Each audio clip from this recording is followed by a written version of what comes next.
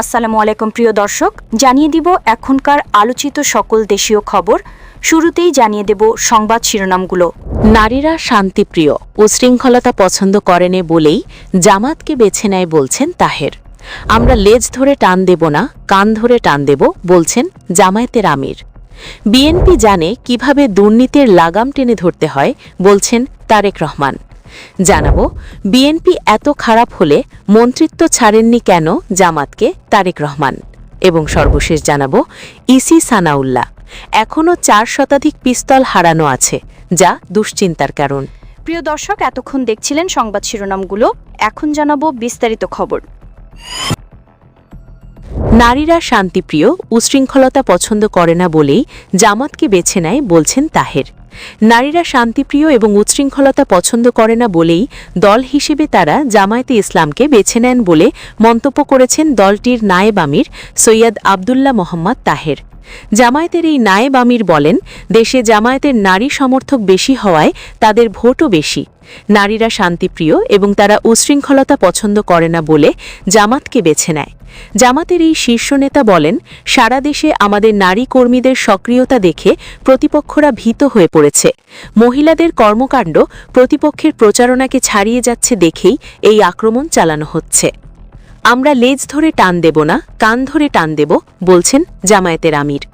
রাজনীতির জায়গা স্বচ্ছ হলে গোটা সমাজ স্বচ্ছ হয়ে যাবে মন্তব্য করে জামাত ইসলামের আমির শফিকুর রহমান বলেছেন, মাথা যদি ঠিক থাকে গোটা শরীর ঠিক হয়ে যাবে।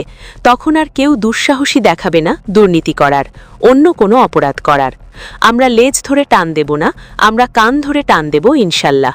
যারা অপরাধ করুক কোনো ছাড় নেই। জামায়াতের আমির বলেন, একদিকে আপনি মায়েদের হাতে দিবেন ফ্যামিলি কার্ড, আর প্রতিপক্ষ হলে সেই মায়ের গায়ে আপনি হাত দিবেন। ফ্যামিলি কার্ড আর গায়ে হাত দুইটা একসাথে চলবে না। তিনি বলেন, এটা জরুরি নয় জামাতে ইসলামীকেই দেশ শাসন করতে হবে, তবে এটা জরুরি এই দেশে সুশাসন থাকতে হবে। এই দেশকে যারা ভালোবাসে তাদেরই শাসনের দায়িত্ব দিতে হবে। পৈতৃক সূত্রে, জমিদারের সূত্রে রাজনীতি দেশের মানুষ আর দেখতে চায় না। জামাত ইসলামী ক্ষমতায় গেলে সমাজের সকলের জন্য ন্যায় বিচার কায়েম করব ইনশাল্লাহ। ব্যাংক ডাকাত, শেয়ার মার্কেট লুটেরাদের কি হবে, এমন প্রশ্ন তুলে শফিকুর রহমান বলেন, তারা অনেকে পালিয়ে গিয়ে বিদেশে আলিশান বাড়িতে থাকেন। আল্লাহ যদি আমাদের তাওফিক দেন, আমরা ওদের পেটের ভেতরে হাত ঢুকায়া জনগণের টাকা বের করে নিয়ে আসব। সেই টাকা রাষ্ট্রীয় তহবিলে যোগ হবে। জামায়াতের আমির বলেন, আজকে দেখলাম একজন উন্মাদ হয়ে বলতেছেন জামাত ইসলামের নারী কর্মীরা কোথাও আসলে ওদের পোশাক খুলে ফেলবেন, সেটা সহকর্মীদের হুকুম দিচ্ছে। আরেকজন মেয়ে হিসাবে হুকুম দিচ্ছে ওদের হিজাব ও নেকাব খুলে ফেলবেন। এর নাম গণতন্ত্র? নির্বাচন আগেই যদি আপনি এটা করেন, নির্বাচনের পরে কি করবেন? বিএনপি জানে কিভাবে দুর্নীতির লাগাম টেনে ধরতে হয় বলছেন তারেক রহমান। বিএনপির চেয়ারম্যান তারেক রহমান বলেছেন, আপনারা পত্রিকায় দেখেছেন একটি রাজনৈতিক দল যারা এখন পালিয়ে যাওয়া স্বৈরাচারীর মুখের ভাষা ব্যবহার করে বিএনপির বিরুদ্ধে কথা বলছে। তাদের দাবি বিএনপি নাকি দুর্নীতিতে চ্যাম্পিয়ন ছিল। আমার প্রশ্ন হল, 2001 থেকে 2006 সাল পর্যন্ত বিএনপি সরকারে ওই দলটিরও তো 2 জন সদস্য ছিলেন। বিএনপি যদি এতই খারাপ হতো তবে তারা কেন তখন পদত্যাগ করে চলে আসেননি? বক্তব্যের মাঝপথে তারেক রহমান ময়মনসিংহ বিভাগের 24টি সংসদীয় আসনের ধানের শীষের প্রার্থীদের মঞ্চে দাঁড় করিয়ে দিয়ে এলাকাবাসীর সঙ্গে পরিচয় করিয়ে দেন। 4:26 উপস্থিত জনতাকে সালাম জানিয়ে বক্তব্য শুরু করেন এবং 4:52 ধানের শীষের পক্ষে ভোট চেয়ে বক্তব্য শেষ করেন। এরপর তার গাড়িবহর গাজীপুরের উদ্দেশ্যে রওনা হয়। তারেক রহমান বলেন, তারা পদত্যাগ করে আসেনি, কারণ তারা জানত দেশনেত্রী বেগম খালেদা জিয়া কঠোর হস্তে দুর্নীতি দমন করেছিলেন। তৎকালীন সরকারের সেই 2 মন্ত্রী জানতেন বেগম জিয়া দুর্নীতিকে প্রশ্রয় দেন না। আন্তর্জাতিক সব পরিসংখ্যান ফলে পালিয়ে যাওয়া স্বৈরাচারী সরকারের সময় দেশ দুর্নীতিতে নিমজ্জিত ছিল। কিন্তু 2001 সালে যখন বেগম জিয়া দায়িত্ব নেন, তখন থেকে দেশ দুর্নীতির করাল গ্রাস থেকে মুক্ত হতে শুরু করে। তিনি আরও বলেন, যে দল আজ বিএনপিকে এভাবে দোষারোপ করছে, সরকারের প্রথম থেকে শেষ দিন পর্যন্ত তাদের 2 মন্ত্রী বহাল থাকা প্রমাণ করে তারা নিজের নিজেরাই এখন মিথ্যা কথা বলছে। নেতাকর্মীদের উদ্দেশ্যে তারেক রহমান বলেন, ভোটের দিন তাহাজ্জুদের নামাজ পড়ে সবাইকে নিয়ে কেন্দ্রে গিয়ে ফজরের নামাজ আদায় করবেন, এরপর লাইনে দাঁড়িয়ে যাবেন। ভোট দিয়ে শুধু চলে আসলেই হবে না, ভোটের ফলাফল কড়াই গণ্ডায় বুঝে নিতে হবে, যাতে কেউ আমাদের ভোট লুট করতে না পারে।